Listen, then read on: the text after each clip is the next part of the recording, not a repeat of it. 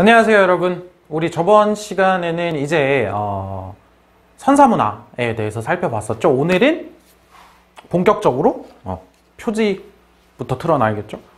인류의 출현과 문명의 발생해서 문명의 발생과 4대 문명을 볼 거라고 얘기를 했습니다. 교과서는 20페이지부터 23페이지까지 우리가 살펴볼 거고요. 오늘 핵심적으로 살펴볼 부분은 어디냐면 여기 그리고 여기 요 두 개입니다. 그리고 이제 마지막에 23페이지에는 지중해 연안의 국가들이라고 나와 있는데요. 우리 전에 지도에서 아나톨리아 반도라고 본 적 있죠? 거기 터키가 위치하고 있는 그 반도에서 약간 아랫지역, 그 반도와 약간 아랫지역 정도까지 거기에 어떤 국가들이 있었는지 간단하게 볼 겁니다.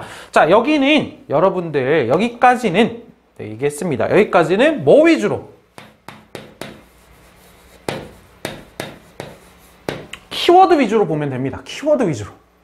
키워드 위주로. 요런 것들이 지금 메소포타미아 문명, 아니면 이집트 문명, 아니면 중국 문명, 아니면 인도 문명을 나타내고 있구나 라고 하는 것들을 키워드 위주로 좀 수집을 해서 기억을 좀 해주면 되겠습니다. 물론 설명할 때 요거 외우세요, 요거 외우세요 이렇게 안 해요. 근데 이제 여러분들이 최종적으로 결과물을 가져갈 때는 키워드 위주로 좀 가져가 주면 좋겠다라고 하는 게 일단 여러분들에게 얘기를 하는 거고요. 자, 그럼 수업에 들어가 보도록 하겠습니다. 자, 교과서 20페이지입니다. 20페이지 위에 또 여전히 지도가 있습니다. 자, 지도가 있고요.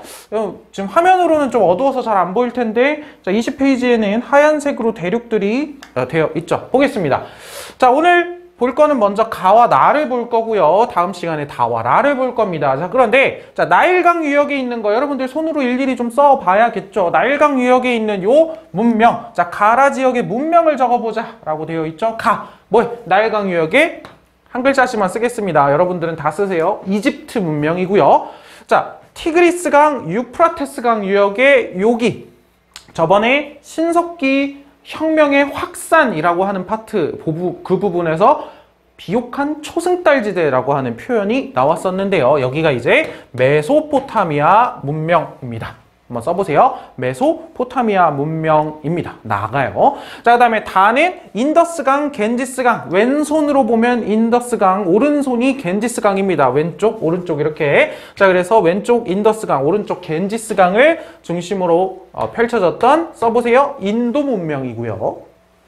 자, 라는 황허강 유역을 중심으로 하고 있는 중국 문명이다 라고 보시면 되겠습니다. 그래서 이집트 문명, 메소포타미아 문명, 인도 문명, 중국 문명, 오늘은 요 두 개부터 볼 거다 라고 얘기를 했습니다. 지리적으로도 좀 봐두세요. 여기였구나 라고 하는 거 지리적으로도 일단 파악해 놓는 게 중요할 것 같습니다. 자, 그러면 문명의 발생부터 보도록 하죠. 문명이라는 게 도대체 뭐냐? 문명이라는 게 도대체 뭐냐? 자, 여기 써 있어요. 문명을 뜻하는 영어 civilization이라고 얘기를 하죠. 이 civilization은 라틴어 키비스에서 왔다라고 하고 있죠. 그리고 시비스라고도 얘기를 하고 키비타스, 도시에 그 어원을 두고 있다라고 얘기를 합니다. 그러니까 시민과 도시인데요. 자, 여기서 얘기하고 있는 건 도시라고 하는 것에 어원을 두고 있다. civilization이라고 하는 문명이란 단어가. 그래서 도시의 성립이 문명의 등장과 매우 밀접하다. 그러면 도시라고 하는 것이 어떻게 성립되어 왔는가라고 하는 걸 볼 필요가 있겠죠. 그래서 키비타스, 여기서 온 도시 뭐야? 시티잖아요. 시티. 자, 봅시다.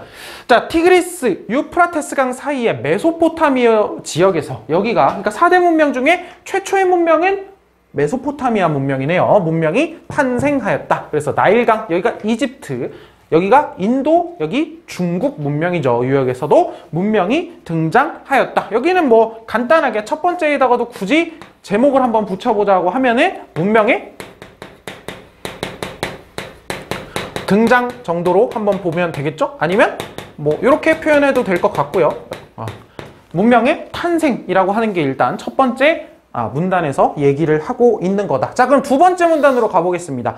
자, 두 번째 문단에서부터 여기까지 쭉 가보면요. 쭉 가보면 여기서 지금 여러분들이 핵심적으로 좀 봐줘야 될 것들은 뭐냐면, 자, 제목부터 한번 선생님이 달아볼게요. 제목. 선생님 뭐라고 달았냐면 문명의 발생 과정이라고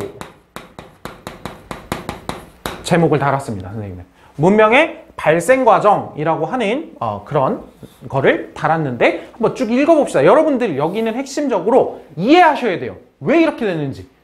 그냥 쭉 이 흐름을 좀 이해를 해주시면 됩니다. 자, 큰 강 유역에서 주로 다, 그쵸? 지금 문명이 다 강을 끼고 있죠. 매우 큰 강들을. 자, 큰 강 유역에서 문명이 발생한 것은 뭐와? 농경과 깊은 관련이 있대요. 농경과. 자, 인구 부양. 인구를 먹이기 위해서는 농토가 넓어야 돼요. 그쵸? 그래야 생산량이 많을 거 아니야.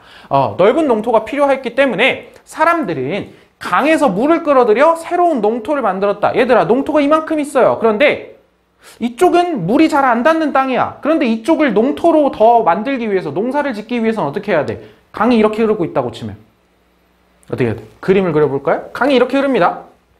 그럼 여기에 있는 땅들은 농사 짓기 좋겠죠. 근데 여기에 있는 땅은 강이랑 좀 멀지. 여기에 있는 땅은. 그럼 어떻게 해야 돼? 여기에 있는 물을 이렇게 끌어대야 되죠.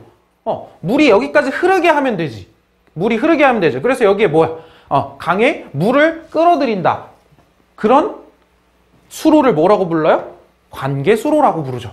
관계수로라고 부릅니다. 물을 끌어들이는 거예요. 그래서 자, 일단 강에서 물을 끌어들여 새로운 농토를 만들었어요. 그럼 여기가 농토가 되겠지, 또 농사 지을 수 있는 땅이. 또한 홍수로 강이 범람하는 것을 막기 위해서, 그렇죠? 지금은 뭐 이렇게 막 댐도 쌓고 뭐 제방도 만들고 이랬죠. 이때도 이제 제방을 쌓는 거예요. 왜? 막 비가 와. 그러면 강의 유량이 늘어나요. 그럼 갑자기 범람하죠. 그러면 다 죽는 거야. 농토고 뭐고 일단 다 죽는 거야. 그래서 제방을 쌓거나 농경지에 물을 공급하는 관계수로를 만드는 등. 그래서 핵심 뭐야? 홍수로 강이 범람하는 것을 막기 위해서 제방을 쌓거나 농경지에 물을 공급할 필요가 있어요. 새로운 농토를 만들기 위해서. 그래서 다 밑줄을 긋기는 좀 분필이 아까워서 요만큼이 일단 핵심적인 밑줄 부분이 될 수 있을 것 같아요. 그래서 대규모 치수 사업을 전개했다. 치수, 물을 다스리다라는 뜻입니다. 물을 다스리는 거예요. 물을 끌어오는 거, 그리고 물을 홍수를 막기 위한 거 다 치수죠. 그래서 치수 사업을 전개하게 됩니다. 이런 것들이 있기 때문에. 자, 사업에 동원된. 자, 그러면 얘들아, 제방 쌓거나 관계수로 만드는데 사람 한두 명 필요하겠어요? 아니죠. 그러면 사업에 동원된 많은 인력을 통솔할 필요가 있습니다. 그냥 모두가 야, 제방 쌓자 하고 딱 막 수백 명이 가가지고 제방 막 쌓으면 다 쌓았다. 이게 아니잖아. 그러면 어디에선 어떤 것이 필요하고 어디에는 이런 걸 할 게 필요하고 이런 것들을 통솔하는 누가 필요해요? 지배자가 등장을 하게 됩니다. 지배자가 등장을 하게 되고요. 대규모 치수 사업을 전개하는. 자, 그럼 지배자를 중심으로 해서 대규모 치수 사업이 전개됐고 그 결과 제방도 쌓이고 관계수로도 생겨서 새로운 농토도 만들어졌어요. 그러니까 농경지가 확대되죠. 생산력도 증가합니다. 아까는 신석기혁명 시기, 저번 시간에 신석기혁명 시기에는 생산량이 확대되면서 인구가 증가하고 마을, 즉 촌락 정도가 형성됐다 그랬죠. 이제는 그 규모가 아니에요. 훨씬 커지면서 이제는 어떤 도시가 발생을 하게 됩니다. 도시. 자, 도시. 이제 떡밥이 회수가 됐죠. 자, 도시가 발생합니다. 도시의 지배층들은요. 지배층들은 이제 이 지배자를 중심으로 한 지배층들이 형성이 된 거예요. 지배층들은 비옥한 땅을 차지하기 위해서. 자, 도시가 여러 곳들이 있어요. 그런데 여기 지배자가 저쪽 땅이 탐나. 그러면 어떻게? 차지하기 위해서 정복전쟁을 벌입니다. 정복전쟁도 벌여요. 세력을 확대하였고요. 주변 지역을 점점 통합해 나갑니다. 도시 1번이 도시 2번을 먹어서 더 커지고요. 이게 더 커진 게 도시 3번을 또 먹어요. 점점 더 커져요. 결국에 어느 단위까지 가는 거야? 국가가 성립이 됩니다. 그런데 이 정복활동 할 때 간석기 들고 가? 이때는 이제 청동기 시대입니다. 그래서 여기에 보면 이제 청동기의 등장이라고 하는 것이 정복 활동에 중요한 역할을 하게 됩니다. 청동기 무기가요. 자, 그 다음에 생산력의 발달로 이제 사유재산이 발생하게 됩니다. 그래서 요 시기에 이제 청동기 시대, 여러분들이 한국사에서 청동기 시대를 배웠던 거랑 좀 내용이 겹치죠. 왜? 사유재산이 발생을 하고요. 청동기 무기가 등장을 하면서 정복전쟁이 또 활발해지고 국가가 성립이 되죠. 한국사에서는 최초의 국가 청동기 시대에 뭐가 만들어지죠? 고조선이 만들어지잖아요. 정복활동이 활발해지면서 또 이제 계급 분화까지 촉진이 되어가는 이런 모습들을 볼 수 있습니다. 그래서 이제 지배계급들은요, 신에게 제사를 지내고 특히 조세를 징수를 합니다. 자, 신에게 제사를 지내는 건 뭘까요? 신에게 제사를 지내는 건 권위, 지배계급의 권위를 위한 겁니다. 내가 신에게 제사를 지낼 수 있는 사람이다 라고 하는 것 자체가 이 당시에 종교적인 권위를 높여줄 수 있는 행위고요. 그리고 이제 조세를 징수합니다. 지배층이, 그 국가의 지배층이 거기에 있는 백성들에게 조세를 징수를 하게 됩니다. 그러면 세금을 징수하기 위해서는 뭐가 필요해요? 누가 세금을 내야 되고 얼마를 내야 되고 그거를 기록할 필요가 있죠. 기록을 할 필요가 있어요. 그렇기 때문에 뭐가 나옵니까? 문자가 나와요. 기록할 필요가 있어요. 그러니까 문자가 발명이 됩니다. 여기는 외운다기보다는 이 흐름이 이해가 되면 돼요. 여러 번 읽으면서 이러면서 도시, 국가로 가면서 또 청동기와 맞물려가지고 이런 문명이라고 하는 대규모 큰 어떤 것들이 만들어졌구나 라고 하는 이 흐름을 여러분들이 여기에서 읽으면서 이해를 해주시면 됩니다. 자, 그러면 이제 문명이 이렇게 등장했다는 거를 우리가 20페이지에서 알아봤습니다. 그러면 이제 하나하나 이렇게 만들어진 문명들의 실제 모습을 살펴볼 겁니다. 첫 번째는 21쪽에 있는 메소포타미아 문명부터 한번 살펴보겠습니다.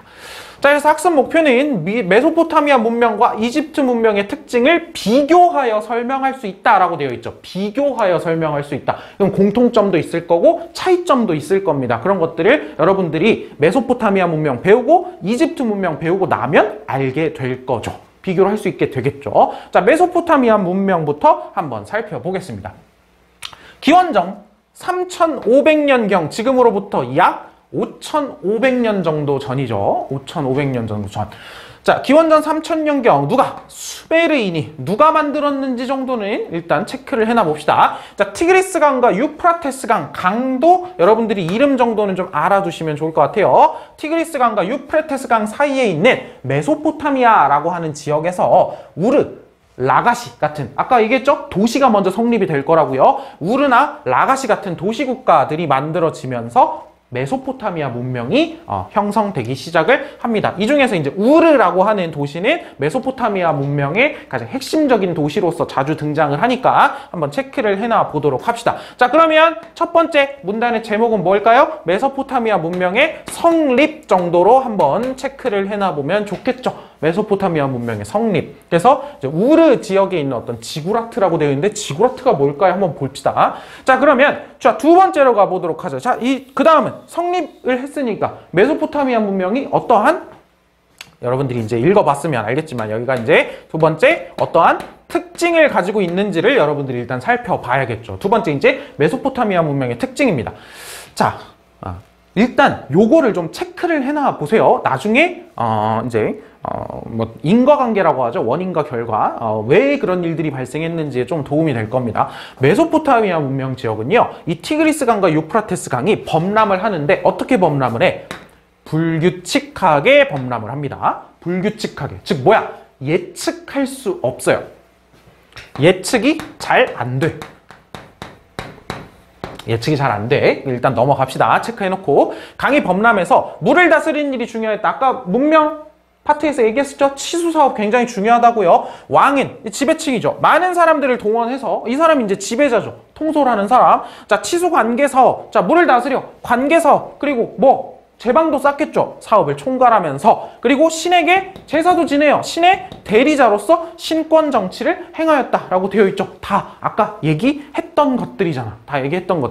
그래서 이런 치수 관계 사업을 총괄하면서 신의 대리자로서 신권 정치를 행한다. 자, 그럼 신권 정치는 신의 대리자로서, 즉 정치적인 것과 종교적인 것을 딱 맞물려 놓은 거예요.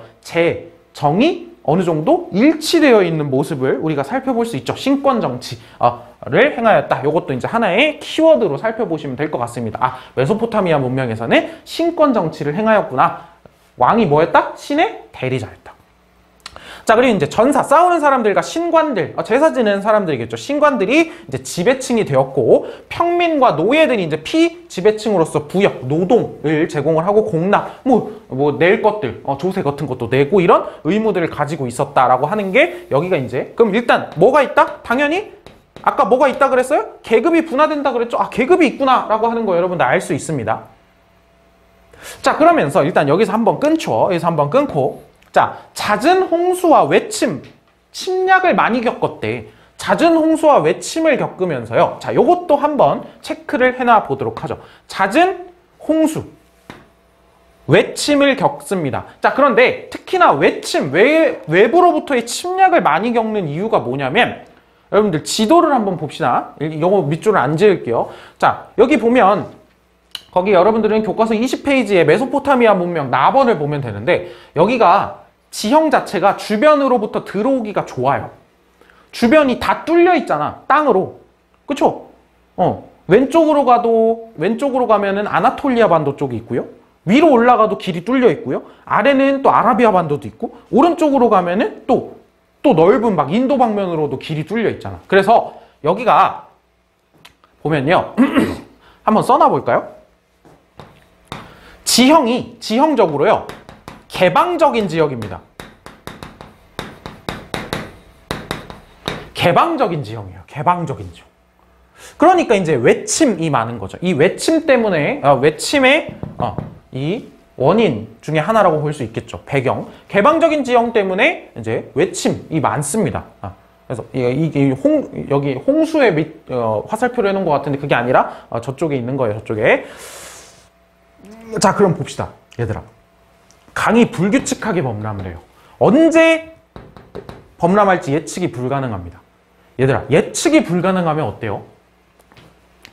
불안합니다. 사람들이요. 그쵸? 불안하죠. 거기에다가 외부로부터의 침입도 많아요. 그러면 사람들은 지금 내가 살고 있는 세계에 대해서 현재의 삶이 너무 불안해요.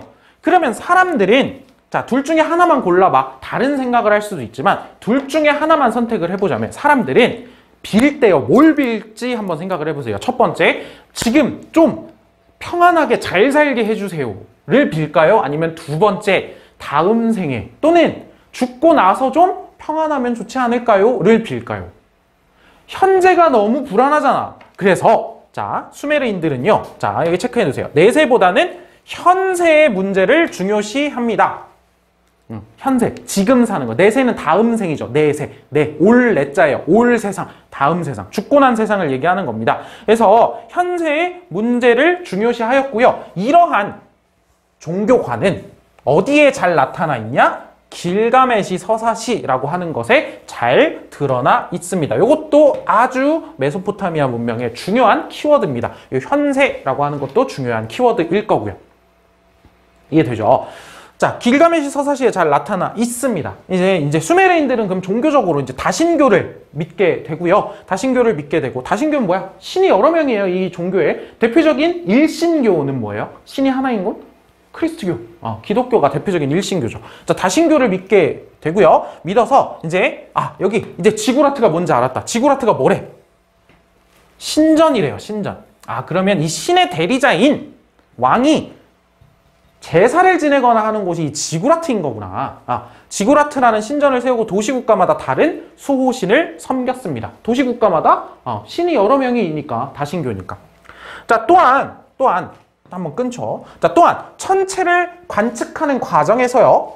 천체를 관측하면서 천체 관측 이게 뭐냐면 천체 관측이라고 하는 건 농경과 빼놓을 수가 없습니다. 뭐 날씨가 어떨지 앞으로 어떻게 될지 같은 것들이 이제 하늘을 관측을 하는 거죠. 하는 과정에서 뭐 점성술이라던가 천문학 이 발전을 하게 됐고요. 그리고 농경을 주기적으로 하려면요, 뭐가 반드시 필요하냐면 시간의 흐름을 끊어서 시간이 어떻게 반복되는지를 기록을 해야 돼요. 그게 뭐야? 달력이죠, 달력. 근데 그 기준을 뭘로 잡은 거야?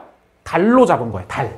그래서 태음력, 음력을 사용을 했고요. 그리고 이때 막 숫자 같은 거 기록을 할 때 그 숫자는 얘네들은 60진법을 썼다고 합니다. 60진법을 썼다고요. 60진법은 지금 또 남아있죠? 대표적인 60진법이 뭐야? 시간이 60진법이잖아요. 60분이 1시간이고 하는. 그래서 60진법이 남아있죠. 60진법이 고안이 되었고요. 그리고 얘들아, 조세징수하는 과정에서 그걸 기록해야 되니까 뭐가 난다 그랬어? 문자가 나타날 거라고 얘기를 했죠. 그래서 이들은 무슨 문자를 썼다? 쐐기 문자를 씁니다. 쐐기 문자. 쐐기 문자로 기록을 남겼는데요. 이 문자는 이제 서아시아 지역에서 널리 활용이 되었다라고 되어 있습니다. 자, 오른쪽 날개들 한번 보죠. 자, 이라크에 있는 우르라고 하는 도시에 있었던 대표적인 지구라트입니다. 신전의 모습이 한번 잘 봐주시고, 자, 길가메시 서사시 뭘 보여준다? 현세적인 세계관, 뭐야? 현세적인 종교관, 뭐야? 지금 내가 살고 있는 이 세상을 더 중요시하는 종교관이 잘 나타나 있는 게 이 길가메시 서사시다. 그래서 수메르인이 세운 우르크라고 하는 곳의 왕인 길가메시의 이야기, 이런 것들을 담고 있다라고 되어 있는데, 이따가 한번 글로 탐구활동에 읽어볼 거예요. 자, 그리고 여기에 있는 게 이제 쐐기 문자입니다. 쐐기 문자. 쐐기 뭐야 이게? 약간 이게 이런 식으로 이렇게 파놨다는 거야, 쐐기 문자는. 그래서 이런 식으로 이제 문자를 사용을 하고 있었다라고 하는 거를 여러분들이 메소포타미아 문명에 지금 선생님이 네모칸을 쳐놨거나 동그라미를 쳐놓은 것들, 이런 것들이 지금 다 뭐예요? 핵심적인 키워드들입니다. 핵심적인 키워드들.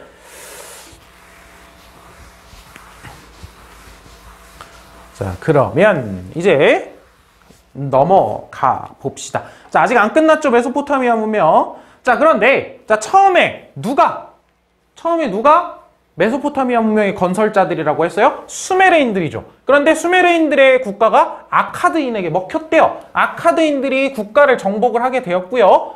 아카드인은 또 아무르인들에게 먹힙니다. 그래서 수메르, 아카드, 아무르 순서죠. 그래서 아무르인이 새로운 지배자로 등장을 하게 됩니다. 이것도 그냥 알아만 둬봅시다. 자, 아무르인이 새로운 지배자로 등장을 하게 됩니다. 그래서 이제 수메르인들의 원래 가지고 있었던 문화는 아카드인에게 문화는 아무르인. 그래서 이제 수메르인의 문화가 쭉 계승이 되어가고 있었습니다. 특히 아무르인이 무슨 나라를 세웠대? 바빌로니아 왕국을 세웠대요. 바빌로니아 왕국. 그러면 자, 여기 세 번째 문단의 핵심적인 내용은 뭐예요? 자, 제목 한번 써봅시다. 여기는 메소포타미아 문명 중에서 이제 바빌로니아 왕국과 관련된 이야기를 지금 다루고 있구나라고 하는 걸 여러분들이 한번 살펴볼 수 있고요. 여기 제목을 한번 달아보죠. 자, 바빌로니아 왕국 중에서 여러분들 가장 대표적으로 이야기가 되는 왕이 여기에 있는 누구예요? 함무라비 왕입니다. 들어봤죠? 함무라비 왕. 왕 시대에 메소포타미아 전역을 통일을 하게 됐고요. 메소포타미아 전역을 통일을 합니다. 그리고 수메르가 가지고 있었던, 수메르인들이 사용했던 그 법들을 다 집대성 모아가지고 뭘 만든다? 함무라비 법전이라고 하는 걸 편찬을 합니다. 함무라비 법전. 그래서 유명하죠, 함무라비 왕이. 그래서 전성기를 맞이하였습니다. 그러나 자, 바빌로니아 왕국이 쭉 흘러가다가 이제 기원전 1500년경에 히타이트인들의 침입을 받아서 멸망하였다라고 되어 있는데요. 이 히타이트인들 누군지 이따가 보도록 하겠습니다. 자, 그러면 함무라비 법전 뭐가 그렇게 또 굵은 표시로 되어 있으니까, 그리고 탐구 활동이 있잖아요. 한번 보도록 하겠습니다. 자, 함무라비 법전 대표적인 내용들을 정리를 해 놓은 겁니다. 여러분들 좀 알고 있는 내용들도 있을 거예요. 함무라비 법전, 뭐 눈에는 눈, 이에는 이, 뭐 이런 단어들로 알고 있을 수도 있는데, 자, 195조 보겠습니다. 아들이 아버지를 때리면 아들의 두 손을 자른. 빡세죠? 눈을 뺀 자는 그의 눈을 뺀다. 이게 눈에는 눈이죠. 자유인의 눈을 뺀 자는. 자, 198조 귀족이 평민의 눈이나 다리를 상하게 하면 은화를 바쳐야 한다. 자, 노예가 자유인의 뺨을 때리면 그 귀를 자른다. 여러분들 여기에서 잠깐 멈춰보세요. 잠깐 멈추고 좀 있다가 멈추고 여기에서 여러분들이 찾을 수 있는 거 다 찾아보세요. 자, 잠시 일시정지하세요. 됐나요? 자, 그러면 일시정지했었으니까 나는 멈출 필요 없지. 자, 봅시다. 여러분들, 자, 내용을 토대로 사회 모습을 한번 추론해 보자는 거. 2번 안 할 겁니다. 2번은 그냥 개인적으로 궁금하면 한번 찾아보세요. 자, 1번. 자, 한번 볼게요. 자, 아들이 아버지를 때리면 아들의 두 손을 자르고, 눈을 빼면 눈을 빼고요. 뺨을 때리면 귀를 자른대요. 뭐냐면 이런 걸 뭐라고 부르냐면 그대로 갚아주는 거야. 그대로 갚아주는 거야. 뭐라고 부르냐면 이거를 복수한다. 복수주의적인 법이구나 라고 이야기를 합니다. 일단 요거는 그렇게 알면 되고, 이제 나머지 긁어볼 수 있는 거 싹 긁어보자고. 귀족이 있어요. 자유인 평민이 있고요. 노예도 있습니다. 뭐가 있다. 지금 신분들이 있구나. 신분이 정해져 있구나라고 하는 것도 볼 수 있죠. 또 뭐가 있을까? 또 뭐가 있을까요? 뭐 나머지도 찾을 수 있는데 선생님 대표적인 것만 찾는 겁니다. 은화를 맞춰야 되는데요. 뭘 사용하고 있어요, 지금? 화폐 사용하고 있죠. 화폐를 사용하고 있죠. 여러분들, 화폐는 그냥 쓰는 게 아닙니다. 화폐는 그만큼 상업이 발달했기 때문에 화폐를 사용할 필요가 생겨서 화폐를 쓰는 거예요. 원래는 그냥 물물 교환하면 되잖아. 근데 상업이 너무 활발하다 보면 화폐가 필요해지게 되니까 화폐를 쓰는 거예요. 즉, 화폐를 사용하고 있는 걸 통해서 지금 여기에서 상공업이 꽤나 발달해 있구나 라고 하는 이런 사회 모습들도 여러분들이 한번 살펴볼 수 있는 겁니다. 그리고 옆에 이제 그림 보면은 이제 함무라비 항이 이제 여기에 함무라비 법전이 이렇게 돌에 새겨져 있는데 쐐기 문자로 새겨져 있네요. 아직 계속 쐐기 문자 쓰고 있는 이런 모습들 여러분들 살펴볼 수 있습니다. 자, 그러면 메소포타미아 문명은 요 정도로 일단 정리를 하고요. 자, 다음 이집트 문명으로 넘어가 보도록 하겠습니다. 우리 아직 뭐 안 봤냐면 메소포타미아 문명의 길가메시 서사시 아직 안 읽었어요. 이따가 한 번에 비교하면서 23페이지 탐구 활동에서 볼 겁니다. 자, 다음 이집트 문명으로 넘어가 보도록 하겠습니다. 이집트 문명 역시 첫 번째는 뭐야? 어떻게 성립이 되었는가에 대한 이야기겠죠. 어떻게 성립이 되었는가? 자, 기원전 3000년경입니다. 기원전 3000년경. 자, 강은 어디예요? 나일강 유역입니다. 자, 이집트 문명이 발생을 하게 됩니다. 그래도 제목이 이집트 문명이니까 한번 리스펙을 담아서 네모를 쳐보도록 하죠. 자, 이 지역에서는 농경에 필요한 대규모 치수, 관계를 위해서 강력한 공동체가 필요해지면서 이건 어디에서나 그렇죠? 그러면서 이제 통일 왕국이 성립되고 그러니까 도시국가가 발전이 됐고 그다음에 이제 나중에 그게 국가로 넘어갔다라고 하는 것들이 같은 단계들을 거쳐가고 있습니다. 자, 그럼 여전히 성립이 됐으니까 이집트 문명이 뭐 어떠한 특징을 가지고 있는지 한번 살펴볼 필요가 있죠.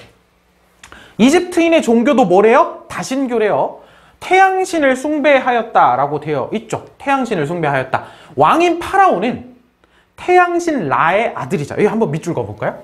왕인 파라오는 태양신 라의 아들이자 살아있는 최고신으로 여겨져 절대 권력을 가지고 여기도 뭐해? 신권 정치를 합니다. 신권 정치를 합니다. 신권 정치를. 그런데 혹시 메소포타미아 문명과의 차이점, 자, 다시 돌아가 볼게요. 여기 왕은 많은 사람을 동원하면서 신의 대리자로서 신권 정치를 행하였다. 왕인 파라오는 라의 아들이자 살아있는 최고신으로 여겨져서 절대 권력을 가지고. 얘들아, 신권 정치를 한 건 공통점인데요. 메소포타미아 문명의 왕은 신의 대리자예요. 신이야? 아니에요. 신의 대리자예요. 그런데 여기 이집트 문명에서는 신이야. 신의 아들이라며. 그냥 신이에요. 그냥 신이야. 그러니까 사실 이집트 문명에서의 왕의 권위가 어떻게 보면 조금 더 셀 수도 있겠구나라고 하는 걸 한번 생각해 볼 수도 있는 지점이죠. 그래서 살아있는 최고신으로 여겨서 어쨌든 신권 정치를 행하고 있었다. 그래서 제사장과 관료들이 지배층을 형성하였고 여기도 뭐가 있어요? 여전히 계급, 신분 같은 것들이 있구나라고 하는 걸 볼 수 있죠. 백성들은 대부분 예속적, 어디에 속해 있다. 그러니까 약간 노예 같은 성격을 가지고 있다 이런 느낌입니다. 예속적 농민으로서 공납을 바치고 피라미드 건설과 같은 토목공사에 동원된다. 아까는 뭐라고 표현했어? 부역에 동원된다 이런 식으로 표현을 했죠. 노동력을 제공하기도 했다라고 하는 걸 볼 수 있죠. 근데 이제 피라미드 건설에 대해서는 여러분들이 밑에 교과서 22페이지 아랫부분에 보면은 실제 봉급이 주어지기도 했고 뭐 이런 것들을 통해서 이런 것들이 요즘에 막 밝혀지고 있었죠. 그래가지고 한번 읽어보시면 됩니다. 그거는. 자, 계속해서 특징 이어집니다. 특징 여전히 이어져요. 여기까지 다 특징입니다.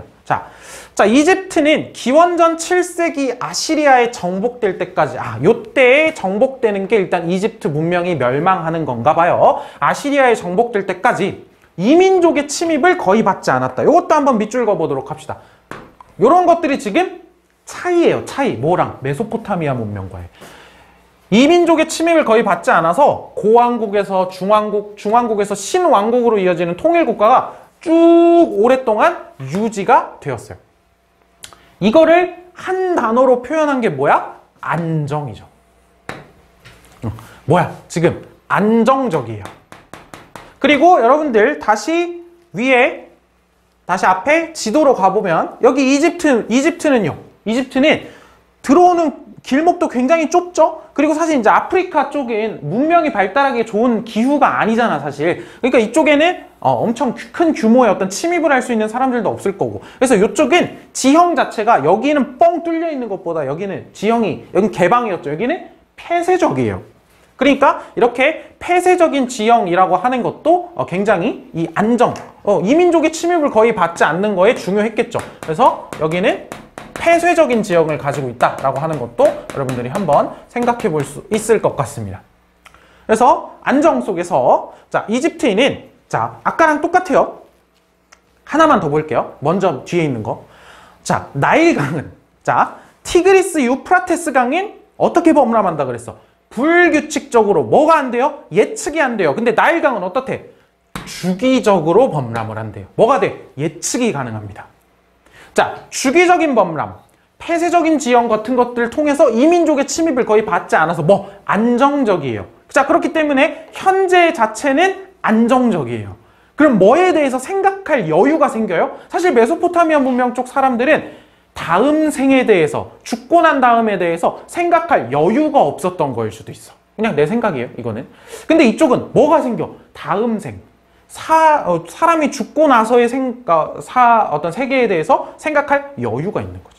그래서 사후 세계에 관심을 가지게 되었고요. 인간의 생사, 삶, 죽음이 반복된다라고 하는, 즉 뭐는 계속 남아있다? 영혼은 멸하지 않는다, 없어지지 않는다라고 하는 영혼 불멸 사상이 나타나게 됩니다. 그래서 아까는 뭐예요? 거기 메소포타미아 문명에서는 내세보다는 현세를 중시한다. 현세적 세계관이라고 볼 수 있다면 여기는 뭐라고 볼 수 있어요? 내세를 더 중요시한다라기보다는 내세에 대해서 그런 인식을 가지고 있는 내세적인 세계관이라고 하는 거를 가지고 있다라고 하는 걸 한번 생각해 볼 수 있을 것 같습니다. 이집트는. 요게 또 다른 점이겠죠.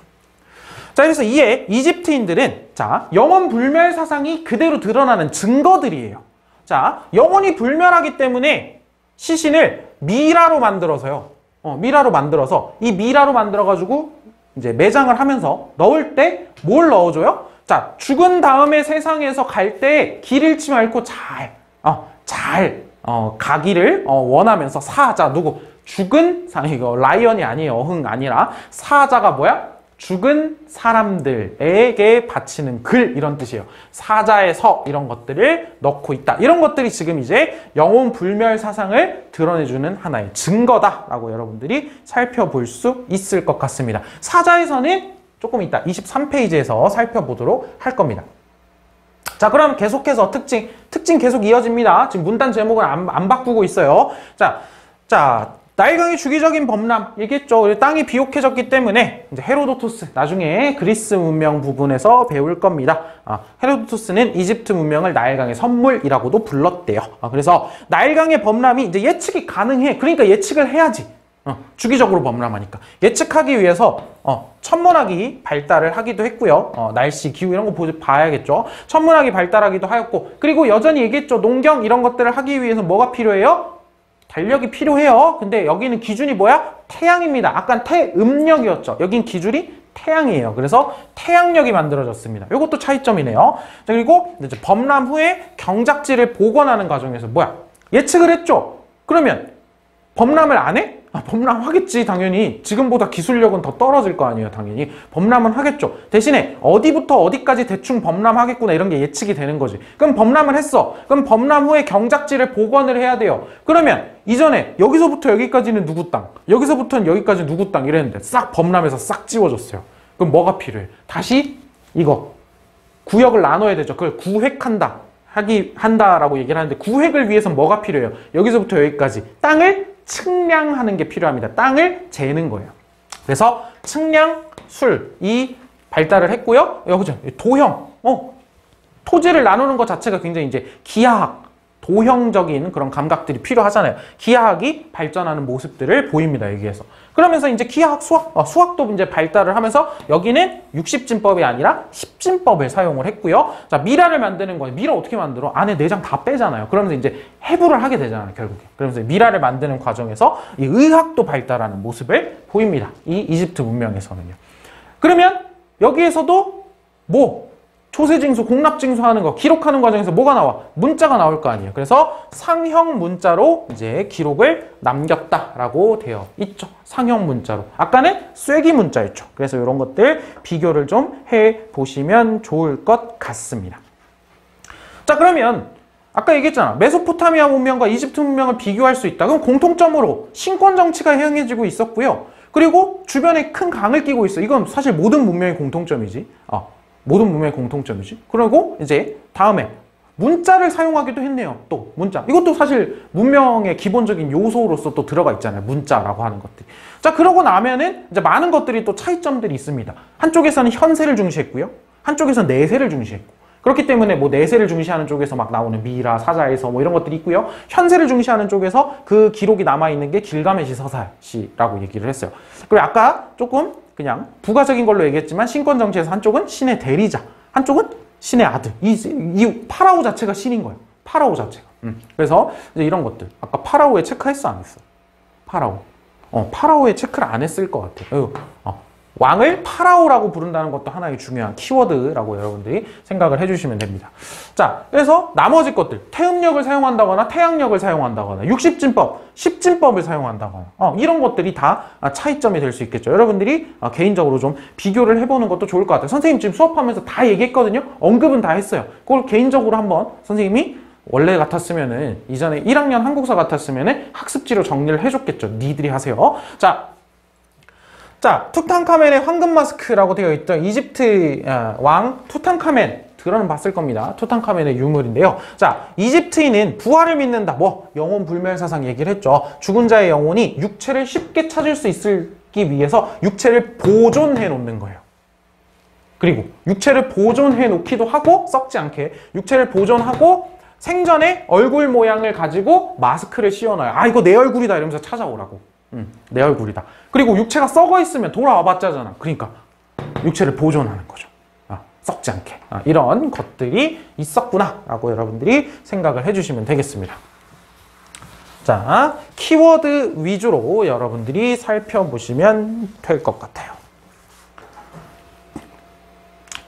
자, 그럼 먼저 탐구 활동부터 한번 살펴보겠습니다. 23페이지에. 자, 메소포타미아인과 이집트인의 내세관. 내세를 어떻게 바라보느냐. 이런 건데요. 자, 한번 볼게요.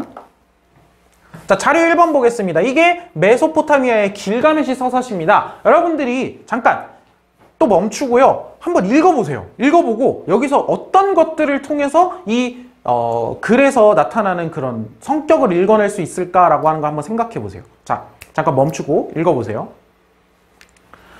자, 그럼 봅시다. 자, 길가메시.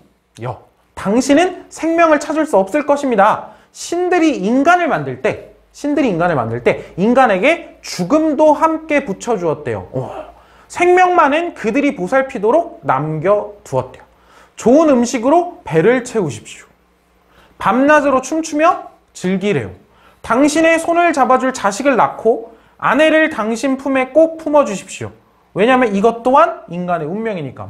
어차피 죽을 거야. 맞죠? 죽는데잖아. 어차피 죽을 거야. 그런데 여기서부터 얘기하는 건 뭐예요? 그러니까 어쩌라는 거야. 즐기래. 뭐를? 지금 삶을요. 지금 삶을. 즐기라는 거를 하나하나 구체적으로 써놓은 거잖아. 그래서 아까 얘기를 했죠? 이 메소포타미아 문명에서는 뭘 중시한다? 현세를 중시하는 걸 여러분들이 살펴볼 수 있다라고 하는 걸 볼 수 있습니다. 자, 이게 자료 2번이 이제 이집트의 사자의 서입니다. 미라와 함께 넣어둔다는 사후세계 안내서입니다. 사후세계 가면 이렇게 있을 거니까 헷갈리지 마 라고 넣어둔 거예요.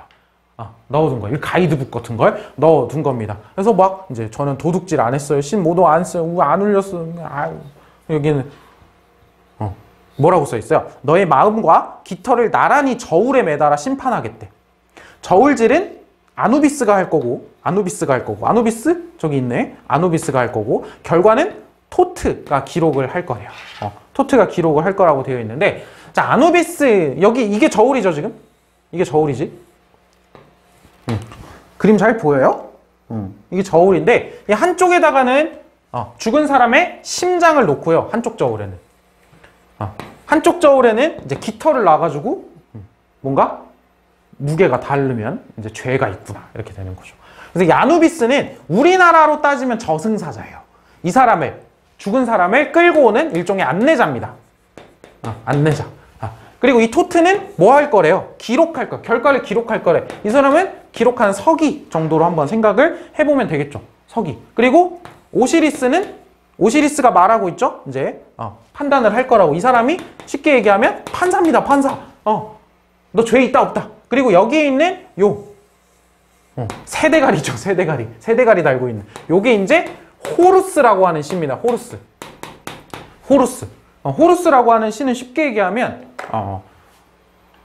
얘 죄 있어요. 막 이러면서 이제 끌고 오는 거야.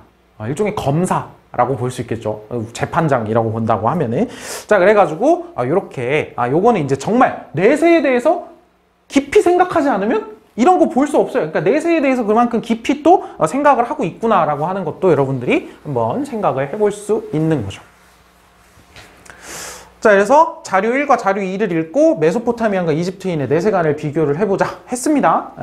그래서 여기는 이제 내세를 중시하는 그런 것들 볼 수 있어요. 그리고 이제 여기에 교과서적으로 키워드를 따져보면 영혼, 불멸, 사상 같은 것들이 들어있다는 거죠.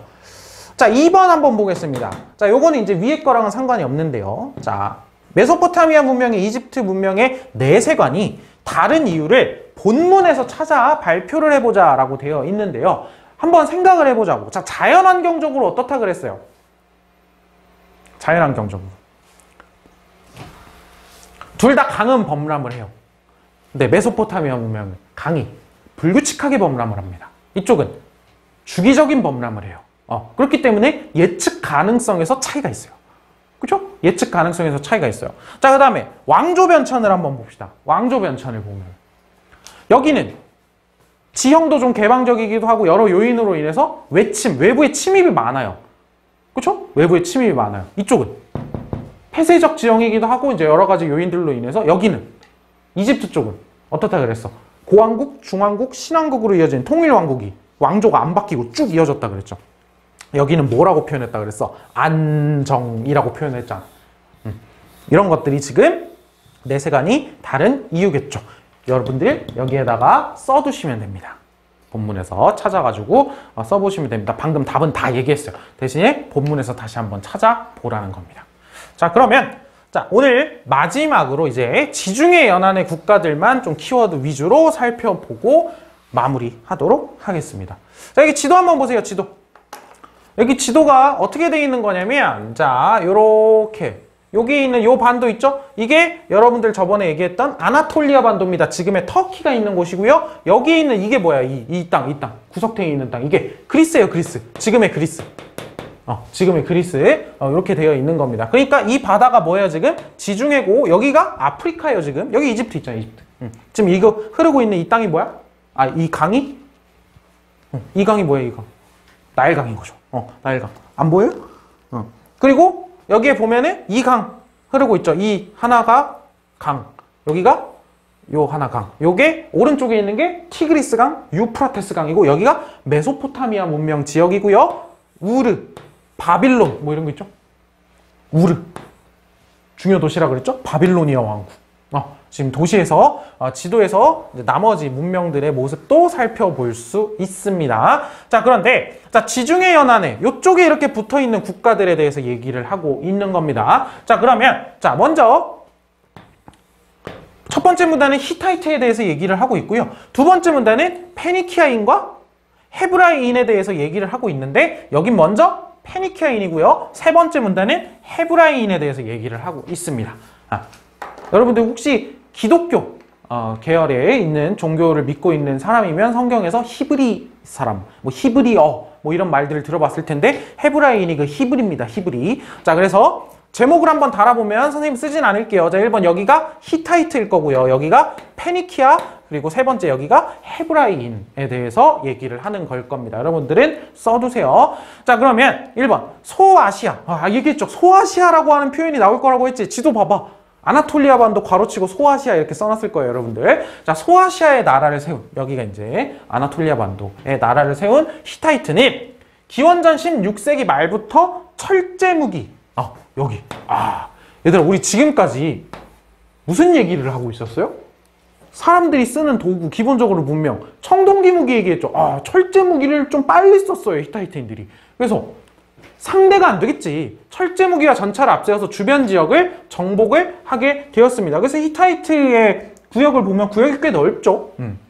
주변 지역을 정복을 하게 됐고요. 기원전 1500년경 바빌로니아 왕국을 멸망을 시킵니다. 아까 봤죠? 다시 한번 올라가 볼까? 이걸 찾아보자. 그래, 메소포타미아 문명으로 갑니다. 메소포타미아 문명, 바빌로니아 왕국이 기원전 1500년경에 히타이트인의 침입을 받아서 멸망했다라고 나와 있죠. 자, 그래서 바빌로니아 왕국을 멸망을 시키고 이집트와 주도권 다툼을 하는 등 세력을 확대하였다라고 되어 있습니다. 뭐 이런 것도 한번 일단 밑줄만 그어 볼게요. 기원전 1500년경에 바빌로니아 왕국을 멸망을 시켰대요. 히타이트라는 대가. 그래서 이들이 중요한 거 뭐야? 철기 문화를 어디로? 서아시아 지역에 전파를 하게 됩니다. 이렇게 퍼졌다는 거야. 뭐가? 철기 문화가요. 히타이트가 딱 봐도 기원전 16세기 말이면 철제 무기 엄청 빨리 쓴 거잖아. 이거 전차. 군사력이 빡셌을 거 아니에요, 당시에. 이 정도로 이제 히타이트에 대해서 한번 생각을 해보면 되고. 자, 시간 순서대로 봤을 때 이제 히타이트 세력이 약화되는 가운데에서 기원전 12세기경에 이제 페니키아인 히브리, 헤브라이인들이 이렇게 요 지역에서 이제 활약을 하게 됩니다. 자, 페니키아인은 지중해와 흑해, 지중해, 그리고 위로 올라가면 여기가 흑해입니다. 여기가 흑해예요. 여기가. 요 위에 바다. 이게 흑해예요, 흑해. 자, 지중해와 흑해를 무대로 해상무역을 주도를 하면서 자, 페니키아인들이 만들었던 도시가 있는데요. 식민도시. 제일 중요한 식민도시. 요거는 기억을 해두셔야 됩니다. 페니키아인이 만든 카르타고. 나중에 로마와 전쟁을 하게 되죠. 포에니 전쟁이라고 부르죠.